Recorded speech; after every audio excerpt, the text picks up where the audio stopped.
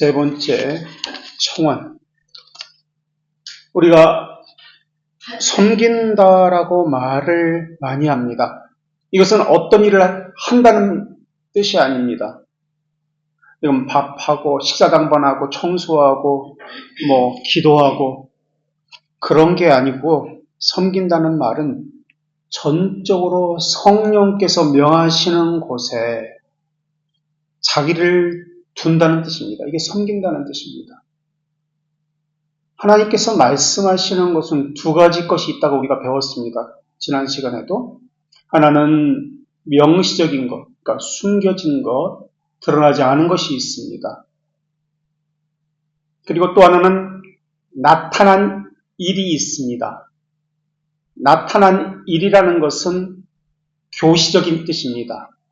교시적인 뜻은 우리에게 명령하신 뜻이라고 했습니다. 또는 교훈적 뜻이라고 했습니다. 그래서 명시적, 교훈적 뜻은 교훈적, 교시적, 명령적 뜻은 성경에 기록되어 있고 명백하게 드러난 것입니다. 그래서 이것은 우리가 분명히 알 수 있는데, 문제는 명시적인 뜻, 숨겨진 뜻, 감추어진 뜻, 이것을 성적 뜻이라고 했습니다.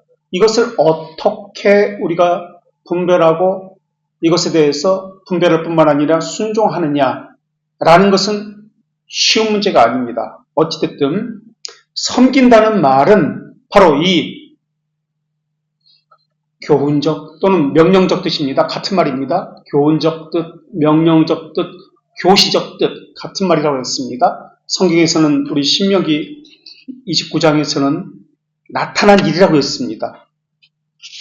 이것에 대해서 우리가 분명하게 순종해야 한다는 것을 의미합니다. 그리고 두 번째는 섭리적 뜻이라고 했습니다. 이것은 감추어진 일, 아직 드러나지 않은 일입니다. 그리고 이것을 다른 말로 명시적 뜻이라고 했습니다. 그러니까 섬긴다는 말은 밥하고 청소하고 기도하고 교회의 어떤 프로그램에 따라서 말씀 묵상하고 그런 뜻이 아니라 전적으로 성령께서 명하시는 곳에 자기를 둔다라는 것이 섬긴다는 뜻이라고 했습니다. 에베소서 4장 23절에서 심령이 새롭게 되어라고 말씀하고 있습니다. 심령이 새롭게 되어, 이것은 생명으로 들어가는 첫 입구입니다. 이성에 순종하지 말고, 자기에게 순종하지 말고 하나님께 완전히 굴복해야 합니다. 왜냐하면 우리는 나를 위해서, 더 이상 자신을 위해서 사는 것이 아니라 우리 안에 예수 그리스도께서 사시는 것이고, 그리스도께서 주인으로서 사는 사람들이 그리스도인이라는 말이기 때문에 그렇습니다. 그리스도인은 나의 주인이 아닙니다. 예수님이 나의 주인이라고 우리는 고백하고 있습니다. 다시 말하면 자기 부인, 자기 포기가 자리 잡지 아니하면 교만, 과시, 허식의 자리가 득세합니다. 자기 부인이 자리 잡아야 자기 포기가, 이것을 겸손이라고도 말을 하는데, 이것이 자리 잡아야 탐욕, 교만, 과시, 허식, 또 자기로 말미암는 다른 악을 위한 자리가 없어집니다. 그런데 이것이 없는 사람은 자연적 이성과 양심, 이 두 가지 것을 우리는 신앙고백서에서, 웨스트민스터 신앙고백서에서 본성의 빛이라고 했습니다. 1장에서 본성의 빛으로, 그러니까 이성과 양심으로, 자연적인 이성과 양심으로 신앙생활을 합니다. 그래서 교회에서도 함께 신앙생활하는데 자기 이성과 양심을 뛰어넘지 못합니다. 자기를 포기하지 못하기 때문에 그렇습니다. 거기에서만 머뭅니다. 그 이상의 것은 받아들이지 못합니다. 그 이상의 세계가 있는데 우리는 이 땅에서의 세계가 전부가 아니라는 것을 배우고 있습니다. 그리고 하나님의 나라를 궁극적으로 추구하고 이 땅에서 그림자인 이 땅에서 살고 있는 사람입니다. 그런데 그것을 보지 못하고 그 삶을 살지 못하고 이 땅이 전부라고 생각하며 삽니다. 그리고 자기가 알지 못하는 것에 대해서는 자기 이성과 양심을 초월하는 것에 대해서는 잘못된 신앙이라고 치부해 버립니다. 그 이유는 자기를 부인하지 못하기 때문에 그렇습니다. 그래서 자기 이성과 양심에 걸러서 자기 이성과 양심에 맞는 것만 순종합니다. 그리고 그것만 하나님의 뜻이라고 합니다. 하나님께서 교회를 주신 이유는 자기를 부인하게 하기 위해서입니다. 혼자 신앙생활하는 사람은 철이 철을 깎고 둥글게 하는 것이 없습니다. 그래서 혼자 신앙생활하는 사람은 아무리 성경 열심히 보고 기도 열심히 한다 할지라도 이러한 것은 있을 수가 없습니다. 자기를 발견할 수 있는 이러한 것을 만나지 못하기 때문에 그렇습니다. 항상 자기가 옳다라고 여깁니다. 그러나 우리는 자기 이성과 양심에서 나온 가치 판단이 아니라 거룩하신 하나님의 뜻이 이 땅에서 정확히는 나에게서 이루어지는 것입니다. 내 뜻이 이루어지는 것이 아닙니다. 하나님의 뜻이 내게서 이루어지는 것. 다시 말하면 하나님의 뜻이 내게서 이루어진다는 것은 계속해서 반복되지만은 내가 부인되어야 한다. 자기가 포기되어야 한다라는 말입니다. 그래서 이 세 번째 청원은 하나님의 뜻이 이 땅에서 이루어지는 것이지만 하나님께서 우리에게 은혜를 베푸셔야 이것이 이루어지는 것입니다. 자신의 부패한 이성, 자신의 부패한 양심, 이 부패한이라는 것은 자연적이라는 뜻입니다. 왜냐하면 모든 사람은 아담의 타락 이후로 부패했습니다. 자기 보기에는 이것이 선한 것이고 이것이 옳은 것처럼 여겼지만은 그러나 이 양심과 이성은 부패해져 있습니다. 이것을 우리가 기억해야 합니다. 그렇기 때문에 부패한 이성과 양심에 의해서 결정되는 모든 것들은 부패하고 또한 타락한 상태에서 나옵니다. 이것은 자기도 모르게 그렇게 부패한 상태에서 나오게 된 것입니다. 그래서 하나님의 뜻에 어긋나는 것을 자기도 모르게 행하게 되어 있습니다. 그럼 이성과 양심은 모든 것이 나쁜 것이냐? 또 그렇지는 않습니다. 왜냐하면 하나님께서 그것이 악한 것이다 라고 했다면 이성과 양심을 우리에게 주시지 않았을 것입니다. 타락 이후에 약해졌지만은 일반 은총이라는 것이 있습니다. 일반 은혜, 그러니까 자연은혜라고 하는 것이 있습니다. 자연은혜를 통해서 이성과 양심은 일반적인 측면에서는 작용하고 있습니다. 본성의 빛, 우리는 신앙고백서, 웨스트민스터 신앙고백서 1장에서 이성과 양심이라고 말을 했습니다. 이 이성과 양심은 유용성과 불충분성이 있습니다. 유용성과 불충분성이라는 말은 이제 설명드리겠습니다만 우선 이성과 양심은 도덕법 지식이라고도 이야기하는데 타락 이전에는 이성과 양심만으로도 하나님의 명령을 알 수 있었고 하나님에게 순종할 수 있었습니다. 하나님이 어떤 분인지 알 수가 있었습니다. 그러나 타락 이후에는 구원받기 위해서 하나님에 대한 지식과 하나님의 뜻은 구원에 관한 뜻은 알 수가 없습니다.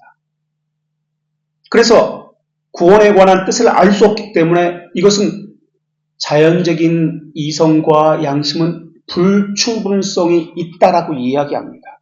구원과 관련해서.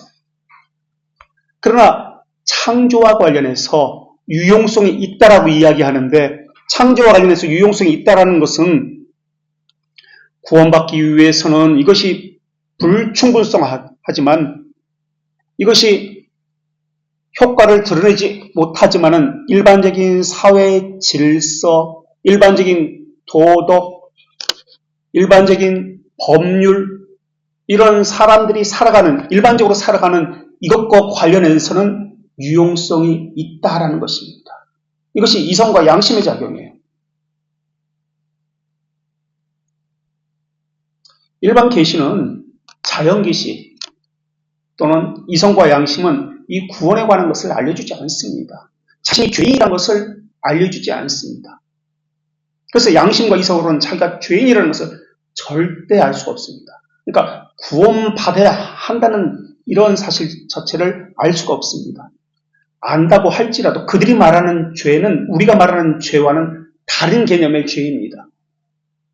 하나님 말씀에 못 미치는 것 또는 벗어나는 것, 이것이 소교리문답에서 말하는 죄의 정의입니다. 하나님 말씀이라는 기준이 있습니다. 항상 이것에 못 미치는 것, 어긋나는 것, 이것이 죄라고 우리는 고백합니다마는 그들이 말하는 죄는 자기 이성에, 자기 양심에 거스리는 것을 죄라고 이야기합니다.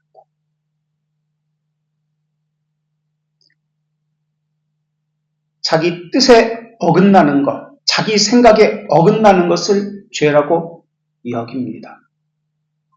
그 지식은 구원을 가져다 주지 못하는 어떤 믿음이다? 이것은 역사적 믿음이라고 이야기합니다. 믿음에는 여러 종류가 있는데 일반적으로 역사적 믿음이다. 그러니까 개혁신앙이 이렇게 말했더라. 내가 살아보니까 이것이 옳더라. 이것을 역사적 믿음이라고 이야기합니다. 그렇게 신앙생활하는 사람이 많습니다. 그러니까 이 사람들은 구원 없는 신앙을 가진 것이 아니라 자신의 일반적, 자연적 양심과 이성을 가지고 신앙생활을 합니다. 그런데 이 양심과 이성도, 자연적인 양심과 이성도 하나님께서 사람 안에 두신 신적인 각인입니다. 신적인 각인. 하나님의 형상으로 모든 사람이 지음받았습니다. 그렇기 때문에 타락 이후에도 부패성의 양심과 이성에 깃들여져 있지만은 여전히 일반 은총면에서, 자연 은총면에서 작용되고 활용되어지는 것이 일반 양심, 일반 이성입니다.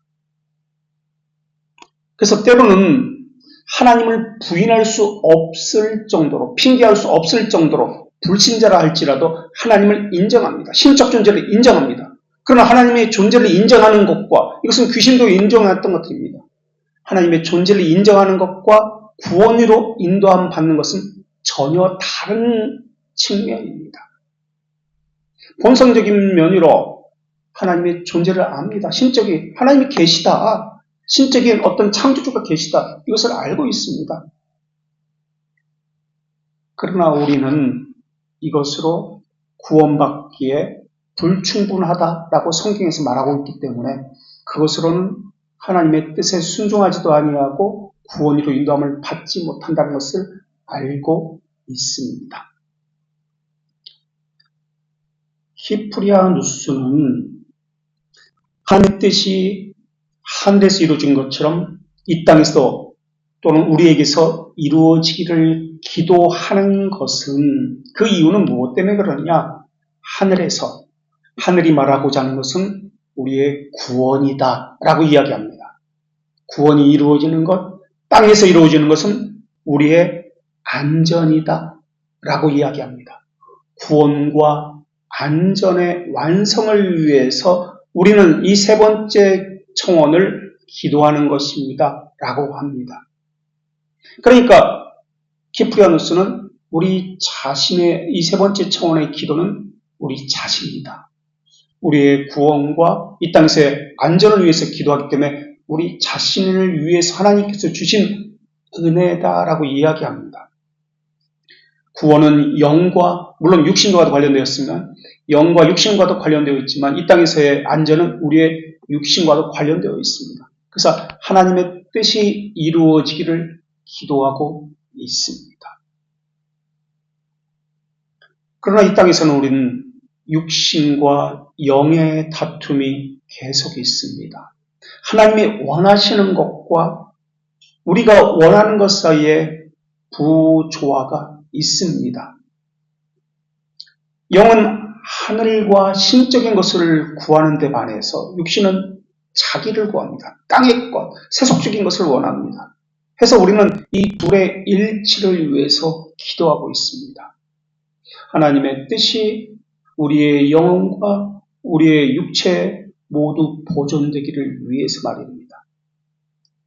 육체의 소욕은 성령을 거스린다라고 성경은 말씀하고 있습니다.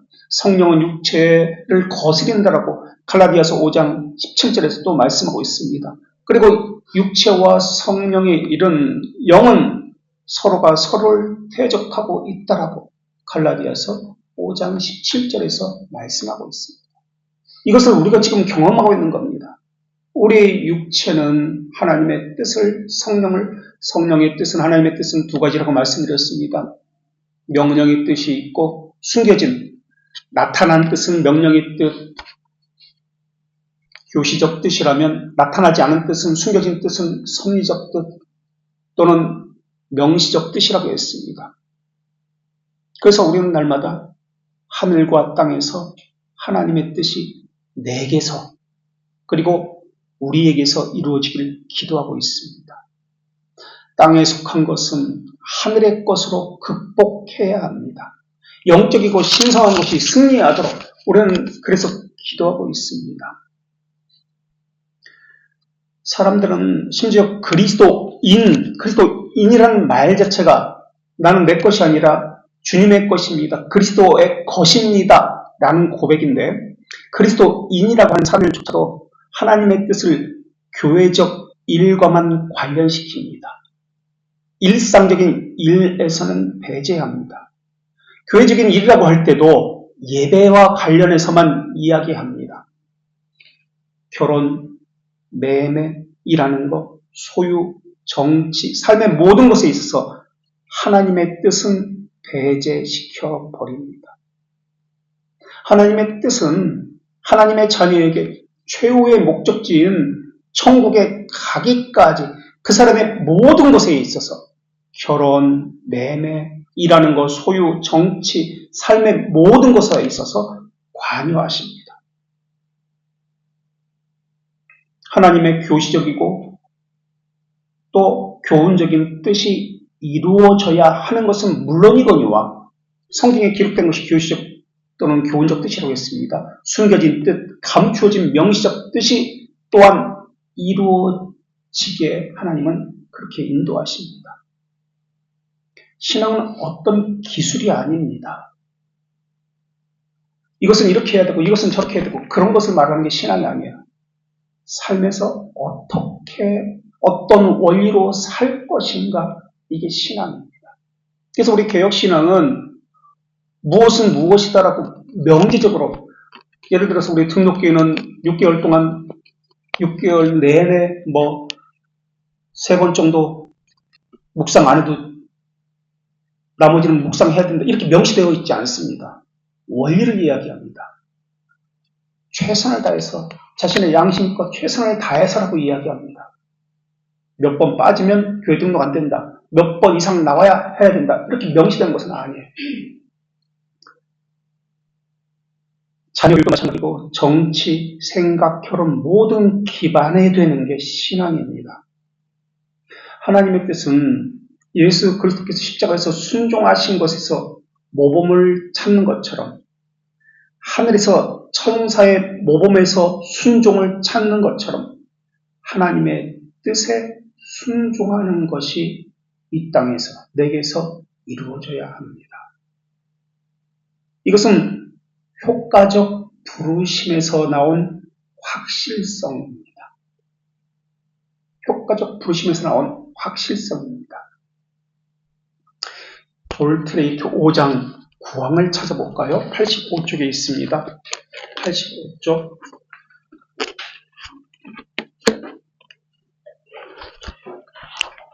85페이지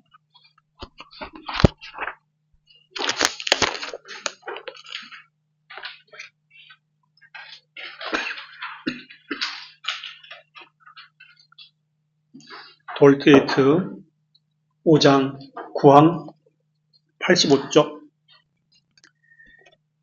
돌트레이트 5장은 우리가 알고 있는 대로 성도의 견인교리입니다. 이해할 수 없고 억울하고 도저히 납득할 수 없는 일들이 우리 안에서 많이 일어납니다. 하나님께서는 하나님의 자녀에게는 참는 법을, 기다리는 법을 가르칩니다. 이것이 성도의 견인교리입니다. 왜 그렇게 가르치시냐? 하나님을 믿고 선하신 하나님에 대한 신뢰를 얻게 하기 위해서입니다. 그런 5장 9항 보존에 대한 확신 읽어보겠습니다. 구원에 이르도록 선택된 자의 이러한 보존과 믿음으로 견인하는 데에 있어서, 견인 오래 참고 기다리게 하는 데 있어서 참된 신자는 자신의 믿음의 분량을 따라서 확신을 얻을 수 있고 또 얻어야만 한다. 그리고 그 확신으로 그들은 확실한 확신에 이르게 되어 교회의 참되고 살아있는 일원으로 지속할 것이다. 그래서 마침내 어떻게 될 것이다? 영생을 상속받게 될 것이다. 구원받게 될 것이다. 무엇을 통해서? 견인을 통해서. 그러니까 구원을 하나님께서 하나님의 자녀에게는 견인교리, 참고 기다리게 하십니다. 하나님께서 그의 심정을 지키시기 때문에 그렇습니다. 그런데 5장 9장에서는 보존에 대한 확신을 이야기합니다. 그런데 5장 8장은 한번 볼까요? 5장 8장 바로 앞에 있습니다. 제목이 확실한 보존입니다. 5장 8장은 확실한 보존이고 5장 9장은 보존에 대한 확신입니다. 그러니까 5장 8장은 인내하고 참고 기다리는 견인하는 사람에 대해서 하나님께서 보존하실 것이다 라는 확신입니다. 언약의 확신입니다.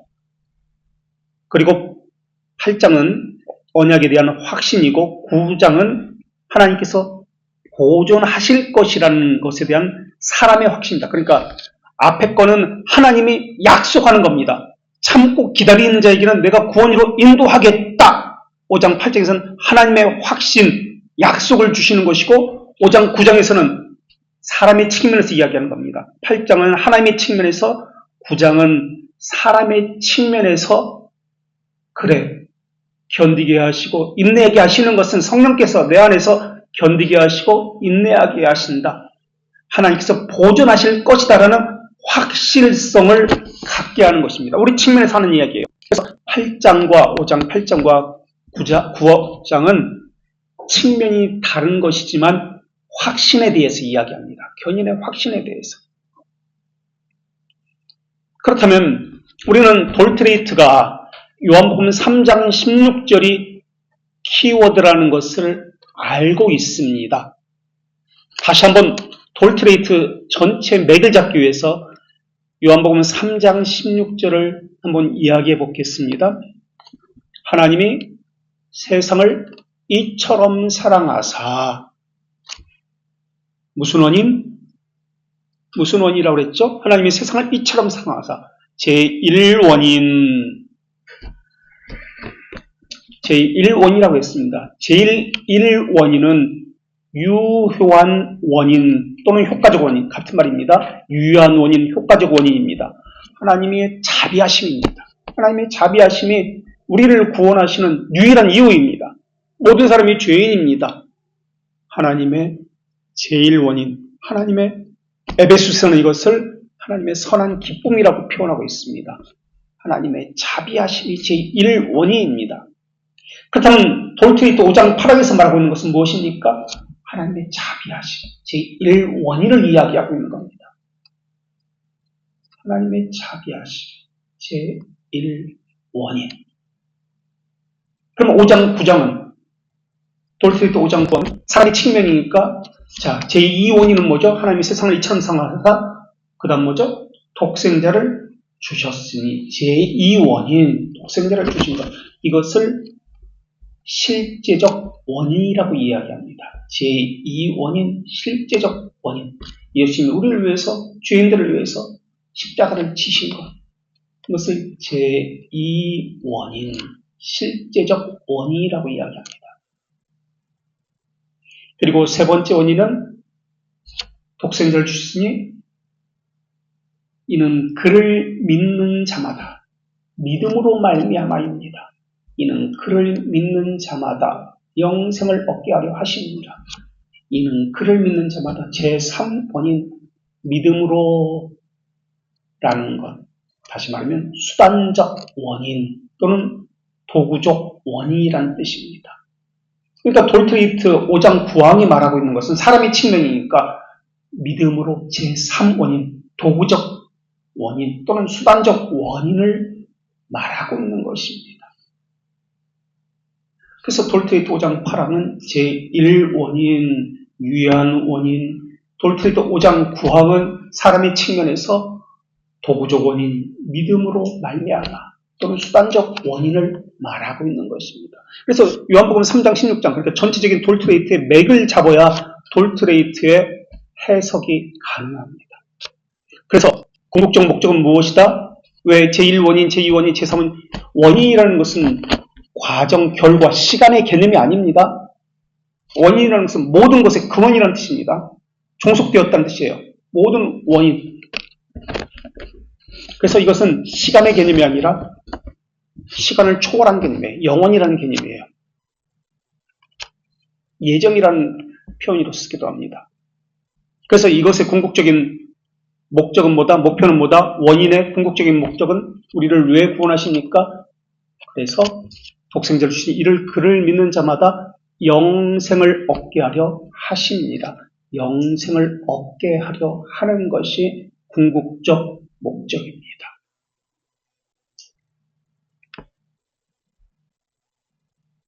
그래서 5장 9항에서는 우리 측면에서 하나님께서 보존하실 것이다 라고 우리가 확신을 갖는 겁니다. 성령께서 우리를 보존하실 것이다. 하나님의 약속된 그 명시된 약속과 성령의 여러 증거를 통해서 우리 안에서 일어나는 하나님에 대한 거룩한 열망 때문에 하나님의 뜻이 우리 안에서 역사하고 그 말은 우리 안에서 성령께서 활동하시기 때문에 하나님의 뜻이 우리 안에서 심겨졌기 때문에 그리고 우리는 하나님의 명시적 뜻 그리고 교시적 뜻에 대해서 확신을 가지고 있기 때문에 그리고 우리 안에는 성령에 대한 내적이고 외적인 증거들이 있기 때문에 그래서 하나님만을 바라본다는 것입니다. 그래서 하나님을 향한 불타는 열렬한 소망을 가지고 있습니다. 그래서 하나님의 자녀는 자기 스스로 부인할 수 없는 하나님의 자녀라는 증거를 가지게 됩니다. 나는 싫습니다. 사람 누구든지 자기를 부인하는 것 좋아할 사람 없습니다. 자기 본성은 많은 부를 받는 것, 자기가 편해지는 것, 자기가 좋아하는 것을 하는 것 이런 것들 다 좋아합니다. 그런데 하나님이 원하시는 것은 그것이 아닌 경우도 많이 있습니다. 그때 자기를 포기하게 됩니다. 그때 수많은 갈등이 생기게 되고 또 때로는 성경에 나오듯이 부모와 또는 시어미와 또한 형제와 가족이 나뉘어지기도 한다고 했습니다. 어쨌든 그런 것을 통해서 하나님의 자녀라는 확신을 갖게 됩니다. 이번에는 대규문답을 보겠습니다. 80문 244쪽에 있습니다. 80문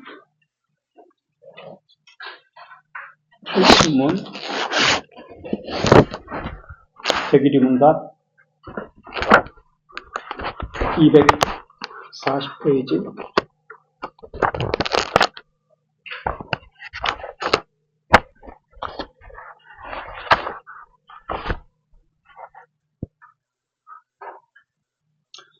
244페이지입니다. 80문. 죄송해요. 80문 244쪽 참된 신자가 무료하게 오리가 없게 은혜의 상태에 있다고 확신할 수 있는가? 구원에 이르도록 보존해줄 수 있다고 확신할 수 있는가? 뭐라고 얘기냐면 여기서는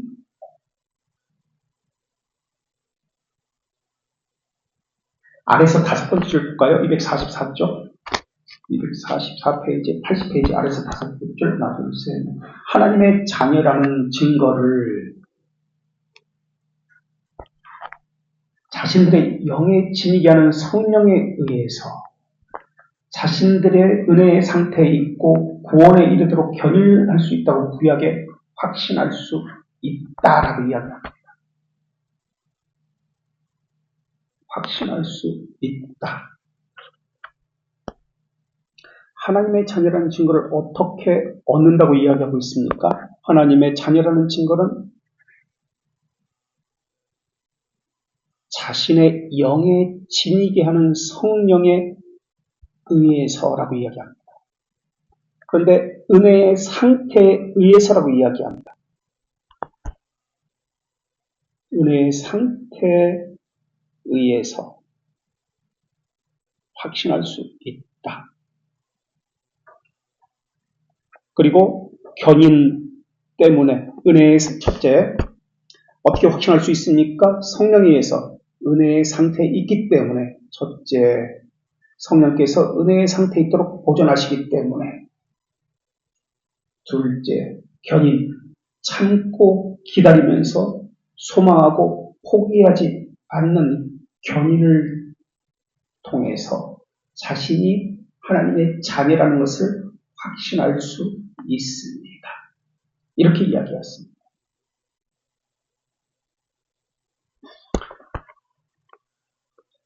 우리는 어떤 교회를 선택할 때 하나님의 사인이 없이 자신이 결정하는 경우가 많이 있습니다.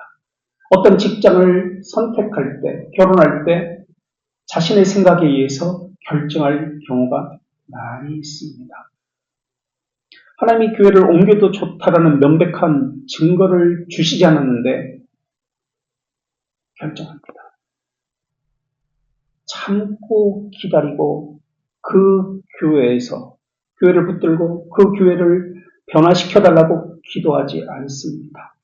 기다리지 않습니다. 성도의 견인이 없는 것이죠. 자기 십자가가 없는 것입니다. 그러면서 자기가 결정해버립니다. 직장도 마찬가지예요. 결혼도 마찬가지예요. 교회를 정합니다. 자기 이성과 양심에 의해서 교회를 정하고 자기 판단에 의해서 교회를 옮기고 직장도 마찬가지예요. 자기 생각, 자기 뜻을 하나님의 뜻이라고 합니다. 하나님의 뜻은 지금 여기 보면 견인입니다. 참고 기다리고 인내하고 소망을 놓지 않는 것. 그리고 그 교회를 위해서, 그 목회자를 위해서 기도하는 것. 그것이 자신이 짊어져야 할 십자가인데 하나님께서 그곳에 두신 이유인데 자기의 십자가는 버려둡니다. 그럼 몇 년을 인내하면, 몇 달을 인내하고 기다리면 견인하는 것입니까? 하나님의 뜻은 당장 교회를 옮겨라, 무엇을 하라라고 하는 경우도 있지만은 그렇지 않는 경우가 대부분입니다. 참고 기다리게 하십니다. 북한의 지하교회 성도들 저는 있다고 믿습니다. 지금까지 80년간 기도하며 기다렸습니다. 아직 숨죽이면서 인내하며 기도하고 있습니다. 기다리고 있습니다. 우리는 교회사를 배우고 있습니다. 초대교회 성도는 종도의 자유를 얻기 위해서 몇 년을 기다렸습니까? 네로 핍박 64년부터 시작해서 종교의 자유, 기독교의 자유가 아니라 모든 종교의 자유입니다. 325년까지 260년, 300년간을 기다렸습니다. 기도하면서 대를 이어서 말입니다. 개혁신앙, 우리가 믿고 있는 개혁신앙은 몇 년을 기다렸습니까? 기도하면서 그 신앙 버리지 않았습니다. 11세기 왈도파로부터 시작해서 500년 이상까지 종교의 자유가 있기까지 500년 이상을 기다리고 대를 이어가면서 기도하면서 그 신앙 버리지 않았습니다. 이것이 우리가 가지고 있는 개혁신앙입니다. 어떤 날은 아직도 신앙의 자유가 없는 나라가 많습니다. 견인은 선택과 관련되어져 있습니다. 그리고 성령께서 보존하심과 관련되어 있습니다. 겨우 1년도 기다리지 못하면서, 겨우 서너 달 기다리지 못하면서 자기 선택을 가지고 하나님의 뜻이다, 하나님의 인도다라고 거짓말합니다. 자기 자존심을 위해서 하나님의 뜻은 버리는 거예요. 하나님의 뜻은 시간과 역사 가운데 나타날 때 단번에가 아닙니다. 하나님의 뜻은 영원에서는 단번에이지만 시간 속에서는 아주 느리게 천천히입니다. 그것을 통해서 우리에게 인내하는 법, 견인하는 법을 배우게 하시기 위해서입니다. 하나님이 어떤 분인지 배우게 하시기 위해서입니다. 객관적으로 정확하게 명시되어집니다. 부인할 수 없을 정도로 하나님께서는 움직여라 라고 말씀하십니다. 명백한 증거들을 갖게 하십니다. 우리 81문 바로 아래 것인데요. 대기류문답 81문도 한번 보겠습니다. 바로 아래 것, 아래 81문. 그렇다면 다시 이렇게 질문합니다. 참된 모든 신자가 항상 은혜의 상태에 있다는 것과 구원을 받을 것이라고 확신합니까? 은혜와 구원의 확신은 믿음의 본질이 아닙니다. 그래서 참된 신자들은 그것을 얻기까지 오랫동안 기다릴 수 있고, 노아는 80년, 아브라함은 800년 기다렸습니다. 그리고 우리 개혁신앙은 500년 이상을 기다렸습니다. 두 번째 항, 그것을 즐긴 후에도 다양한 불안, 죄, 육박한 일로 인해 약해지고 중단될 수 있지만 사망, 전적인 절망에 빠지지 않도록 하나님의 성령의 임재와 후원과 같은 것이 없이 내버림을 받지 않는다라고 이야기합니다. 자, 이게 무슨 말입니까? 절망에 빠지지 않도록. 전적인 절망, 그러니까 부분적인 절망에 빠질 수 있습니다. 완전히 넘어지지 않는다는 뜻이지 절망이 없다는 뜻은 아닙니다. 어려움이 없다는 뜻이 아닙니다. 오래 기다린다는 말입니다. 많이 넘어진다는 말입니다. 잘못된 선택도 하고 시행착오도 한다는 말입니다.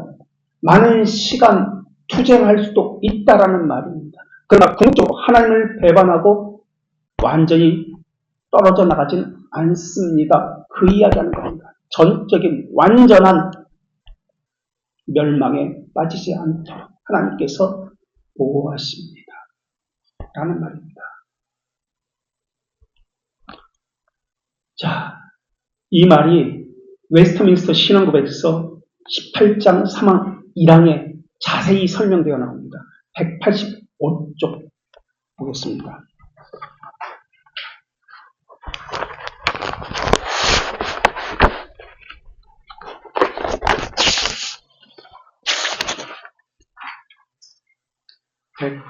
(185쪽에) 웨스트민스터 신앙고백서 3항 1절을 보겠습니다.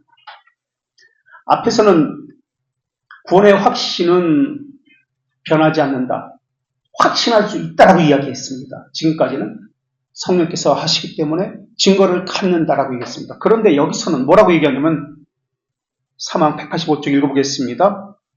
무료한 확신은, 믿음에 대한 확신은 믿음의 본질에 속한 것이 아니기 때문에 참된 신자는 오랫동안 기다릴 수 있습니다. 그것에 참여하기 전에 많은 어려움과 투쟁할 수 있습니다. 라고 이야기합니다. 그것을 얻기 위해서 많은 어려움을 겪고 투쟁할 수 있습니다. 얼마나 오랫동안 기다려야 하는 것입니까? 얼마나 오랫동안 기다려야 기다렸다고 말할 수 있는 것입니까? 얼마나 투쟁해야 투쟁한 것이라고 말할 수 있습니까?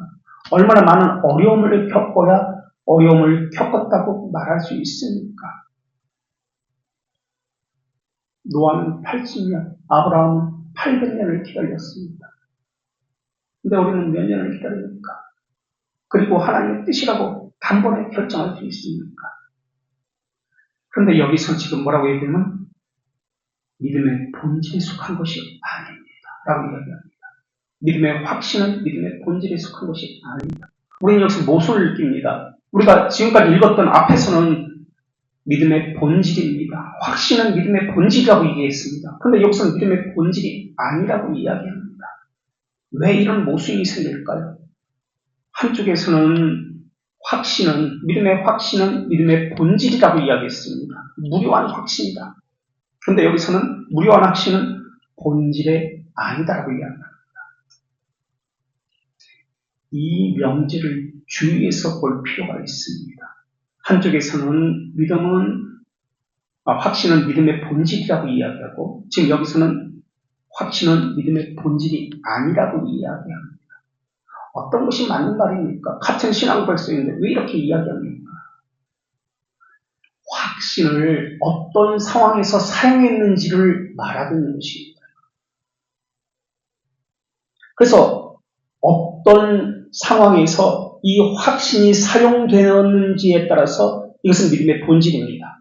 그런데 어떤 상황에서 사용되는지에 따라서 이것은 믿음의 본질이 아닙니다. 확신은. 우리 웨스트민스터 14장 178쪽에 있습니다. 2항을 보겠습니다.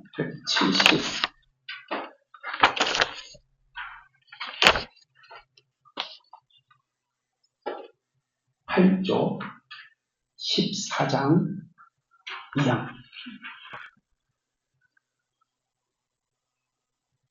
밑줄 친 부분 보겠습니다. 14장 2항 밑줄 친 것. 믿음은 그리스도와 그분의 의를 수용하고 신뢰하는 것이다. 신뢰하는 것이라고 나왔습니다. 신뢰하는 것을 믿는 것입니다. 라고 나왔습니다. 이번에는 3항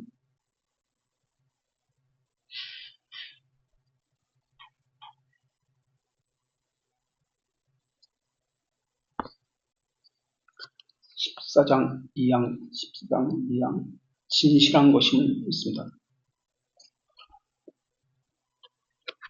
내가 어쩐지 이상하게 해서 11장을 펴놓고 제가 11장을 폈네요. 14장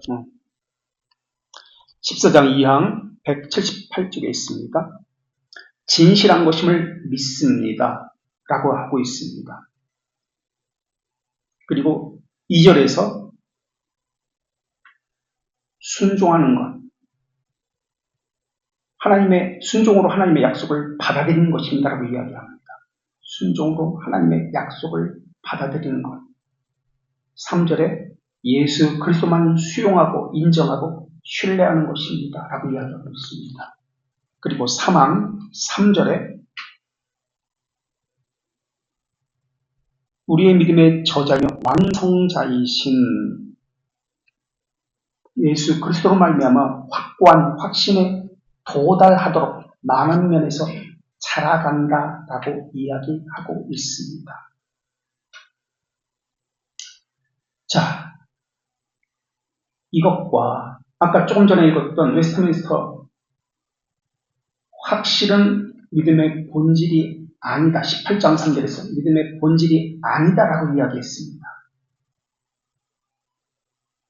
그러니까 믿음의 확신에 있어서 본질이다, 본질이 아니다라는 구별을 어떻게 해야 하는 것입니까?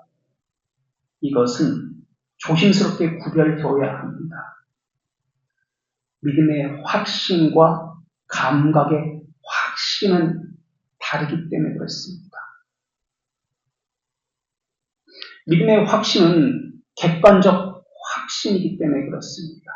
그러나 은혜의 확신은 주관적 확신이기 때문에 그렇습니다.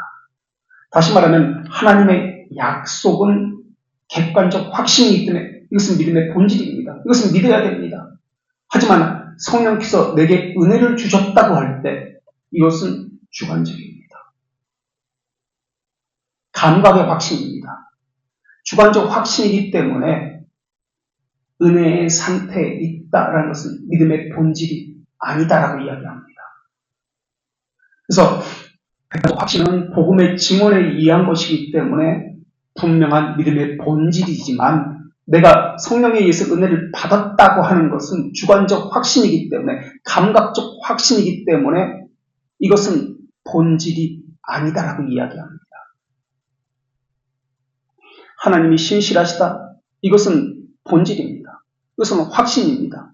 그러나 은혜의 확신은 우리 안에서 이루어지는 주관적인 것과 성령님의 객관적인 것이 합쳐지기 때문에 서로 다른 확신이기 때문에 본질이기도 하고 본질이 아니기도 합니다.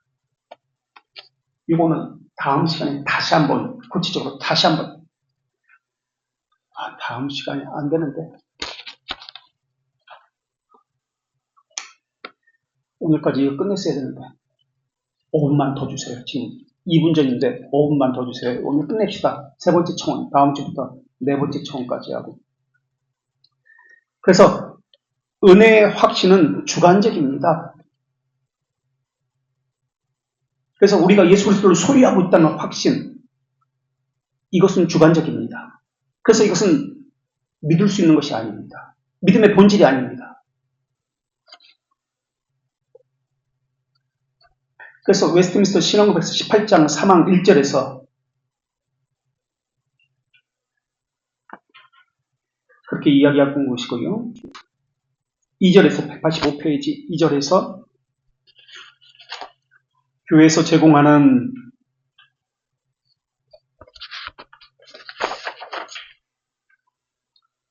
신앙고백서 웨스트민스터 118장 3항 185쪽의 3항 이렇게 이야기합니다. 3항 1절에서 무료한 확신은 믿음의 본질이 속한 것이 아니다 라고 이야기하고 2항에서 교회에서 제공하는 정규적인 수단을 올바로 쓰면 이라고 이야기합니다. 터무니없는 특별한 계시 없이도 확신을 가질 수 있다. 정규적 수단은 말씀, 기도, 성례입니다. 믿음의 확신을 가지기 위해서 이것을 부단히 정규적인 수단을 활용해야 합니다. 하나님은 처음부터 우리를 예수 그리스도와 교제하도록 부르셨습니다. 우리 마지막으로 81쪽에 돌트레이트 5장 1항을 보겠습니다. 81페이지 돌트레이트 5장 1항.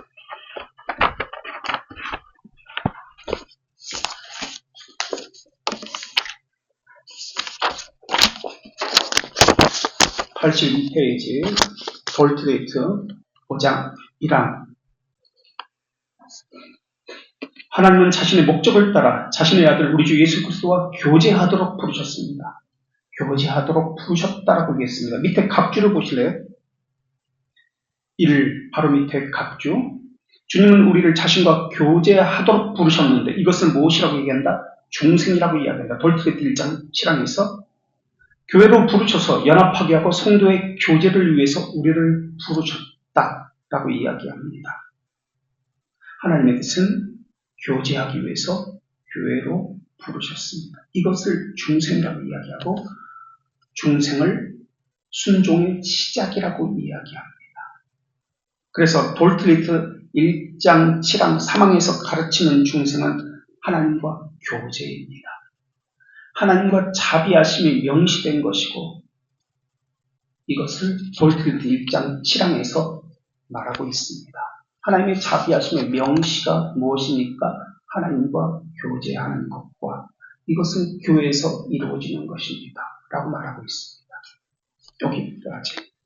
혹시 질문사 기도하고 마치겠습니다.